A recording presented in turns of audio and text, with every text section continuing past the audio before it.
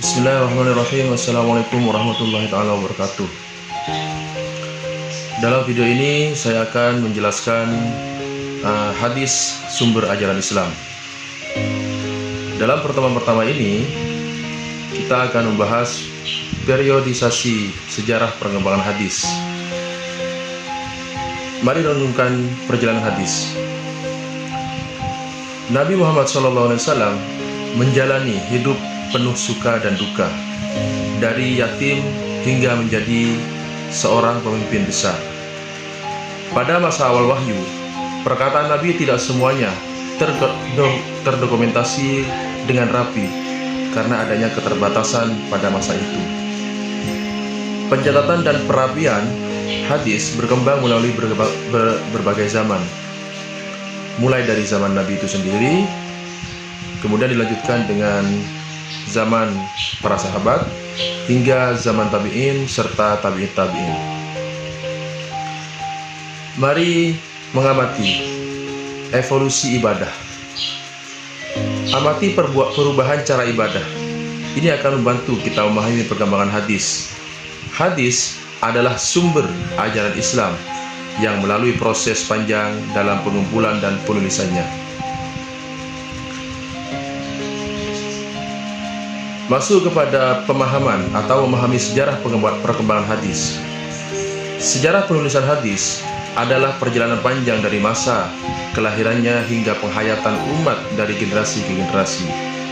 Para ulama membagi sejarah hadis dalam beberapa periode. Ada yang 3, 5 atau bahkan 7 periode.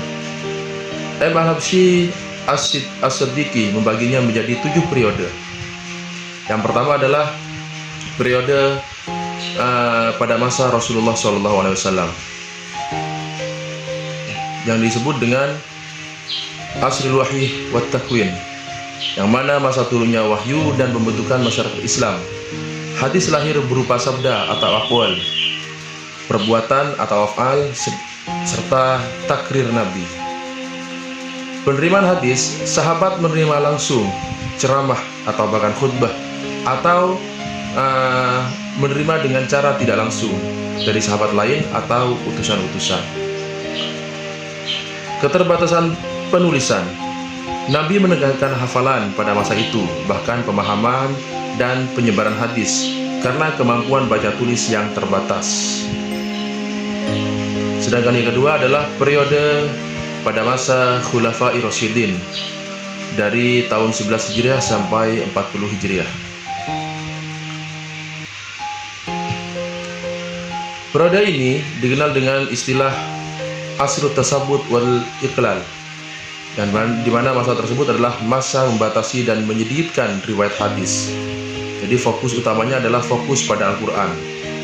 Sedangkan cara periwayatannya adalah dengan lafaz asli atau penghafalan dengan benar, atau dengan cara maknanya saja, tidak hafal lafaz asli.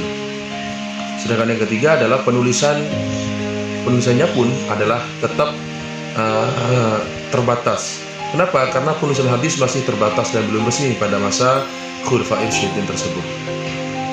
Sedangkan yang ketiga adalah periode pada masa sahabat kecil dan tabi'in. Istilah ini dikenal dengan istilah al-intisar war riwayah, masa berkembang dan meluasnya periwayatan hadis seiring perluasan dengan wilayah Islam. Jadi dengan seiringnya perkembangannya Islam pada masa tersebut, hadis juga meluas periwayatannya. Sedangkan yang kedua, perlawatan hadis.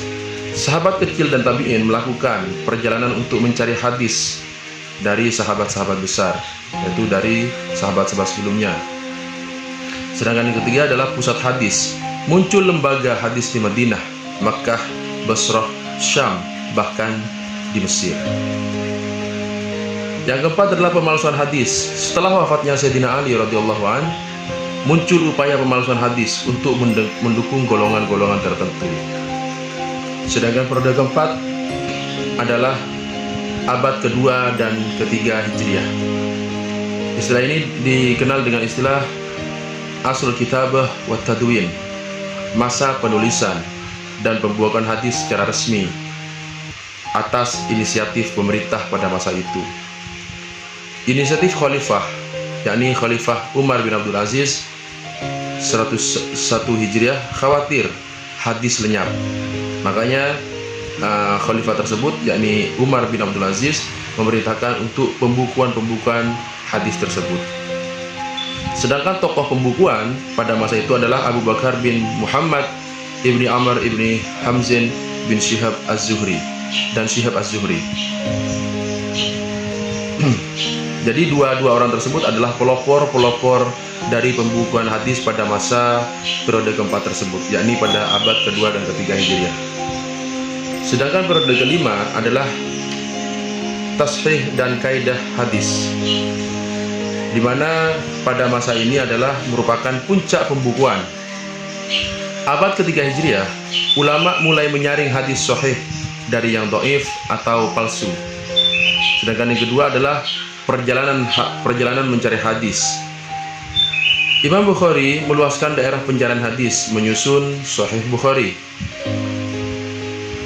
Kitab induk muncul Sahih Muslim, Sunan Abu Dawud, Tirmidzi, Nasai, dan bahkan Ibnu Majah, yang dalam kitabnya berjudul Al-Kutubus Sittah.